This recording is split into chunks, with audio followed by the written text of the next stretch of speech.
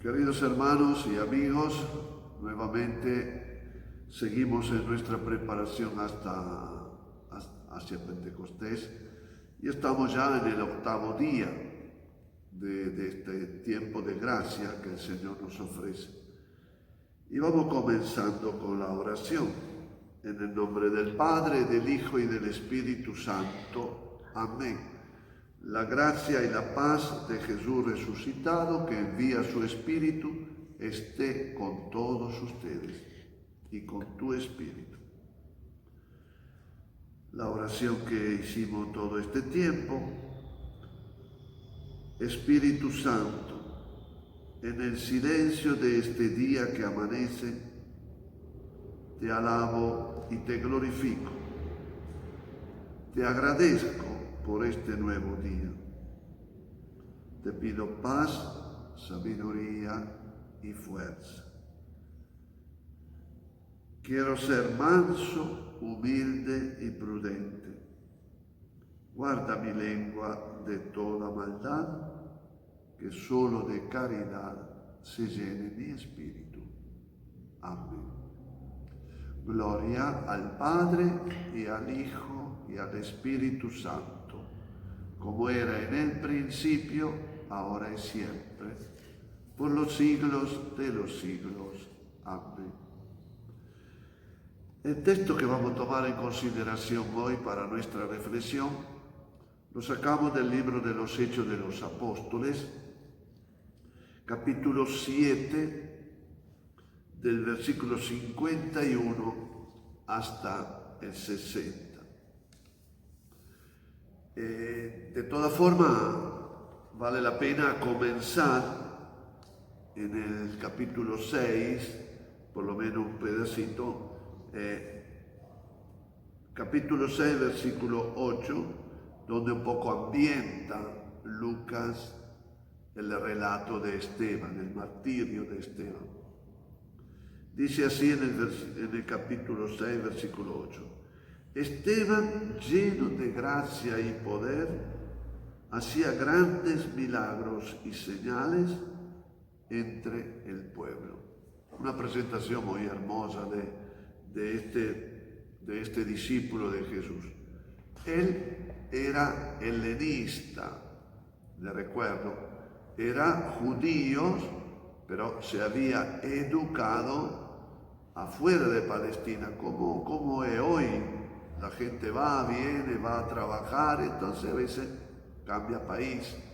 Y Esteban era uno de los 7 llamados diáconos que había recibido educación en otro país, una educación más abierta, diríamos, que no la mentalidad de los judíos, que sería un poco la cultura griega.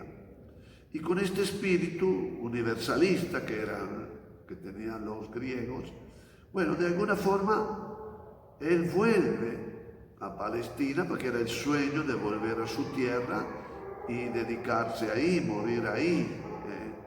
como mucho que sale de su país y llega a un cierto momento que ya quiere volver a la tierra de donde había nacido.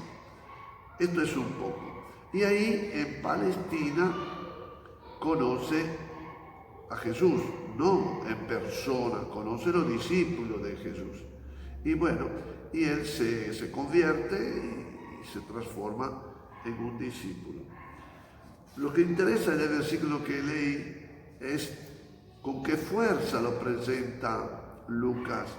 Dice acá, lleno de gracia y poder.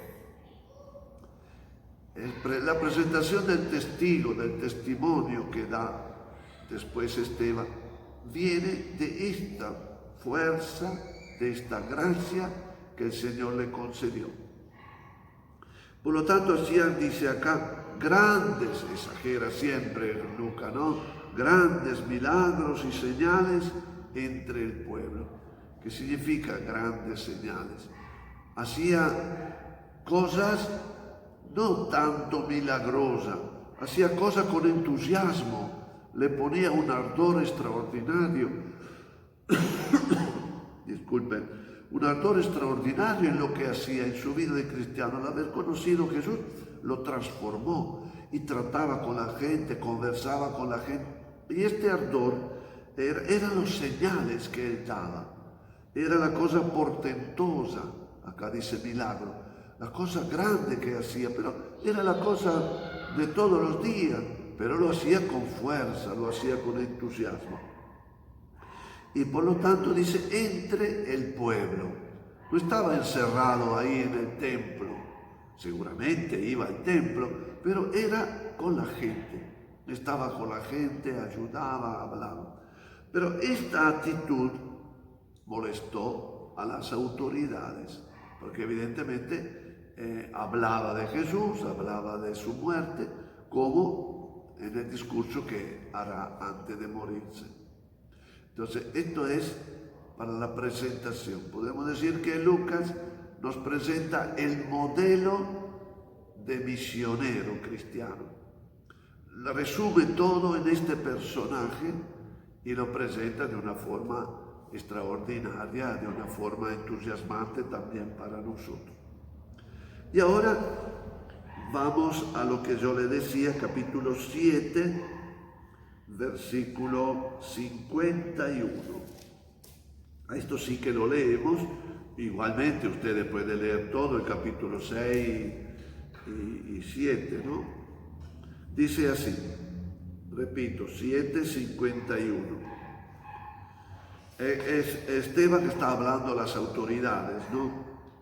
Ustedes, duros de cabeza, infieles de corazón, cerrados a la verdad, siempre resisten al Espíritu Santo y son iguales a sus padres. Acá hay mucho ya para conversar, ¿no? Cómo Esteban en su fuerza lo enfrenta, y lo enfrenta cabeza dura, duro de cabeza, infieles de corazón. El judío honraba a Dios más de palabras, haciendo oraciones, como prescribía la Torá, pero en el fondo, dice Esteban, su corazón está vacío, cerrado a la verdad. O sea, ya tiene claro que es la verdad, ¿no? Que es el proyecto de Dios. Ustedes no lo aceptan, el proyecto de Dios que Jesús le ha presentado, y por lo tanto no va a tener un buen fin. Y resiste al Espíritu Santo. No aceptar la palabra de Jesús es resistirse al Espíritu Santo.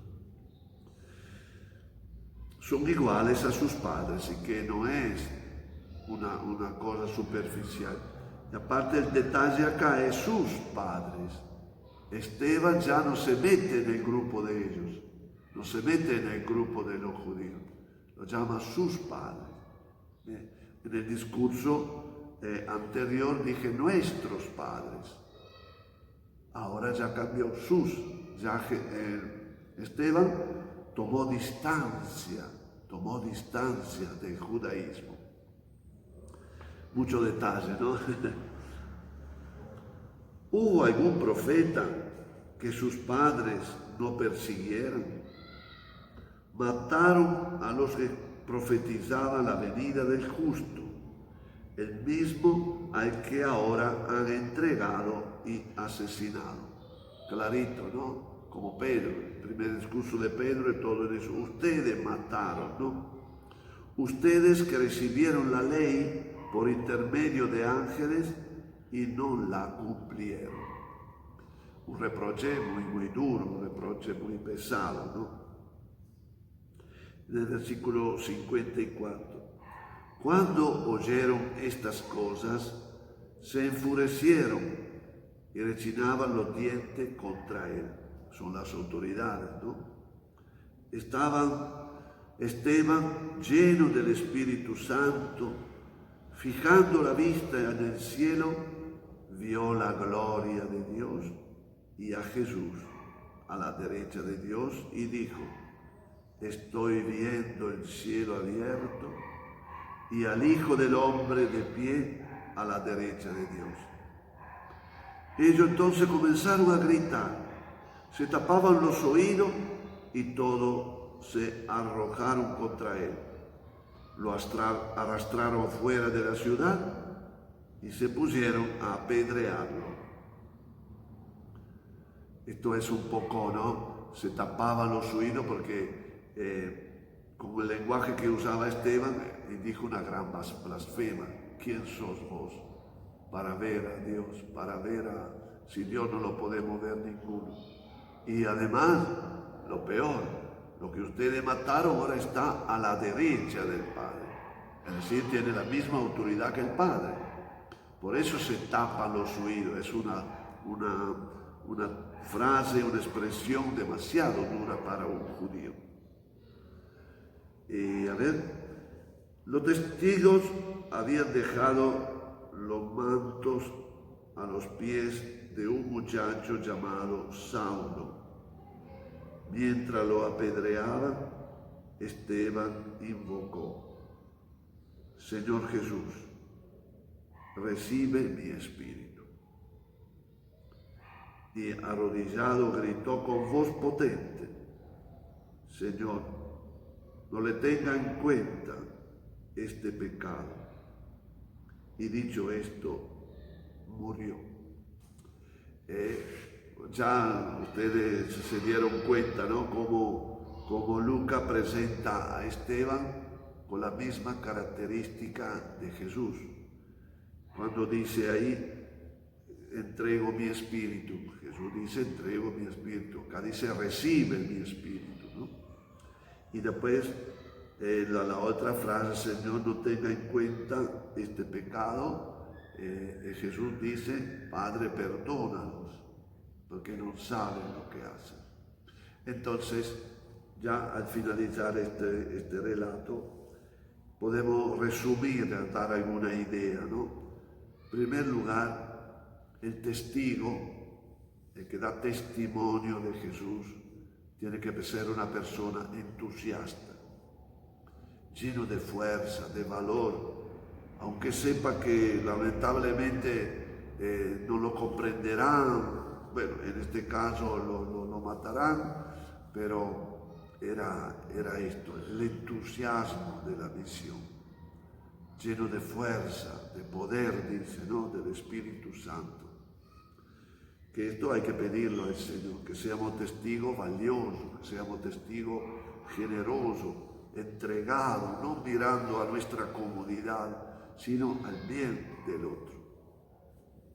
Otra reflexión que se me ocurre en este momento es esta de tener siempre presente a Jesús. Sale en esta palabra que yo le dije anteriormente, antes de que lo mataran. Esteban tiene la misma característica de Jesús. Un testigo de Jesús tiene que ser continuamente a contacto con Él. No solo en la oración, que por supuesto es la base de todo, sino porque imita a Jesús. Jesús es su modelo de testigo. Que Jesús fue la coherencia, no se echa atrás nunca. Jesús padece, lo critica, lo trata mal, pero él va siempre en el camino de la verdad del Padre, la verdad de Dios, que es el proyecto. ¿Se acuerda que explicábamos el proyecto de Dios, que Jesús busca de vivirlo? La verdad de Dios es el proyecto, el reino que Jesús manifiesta. Esta palabra reino la usa Jesús en el Evangelio.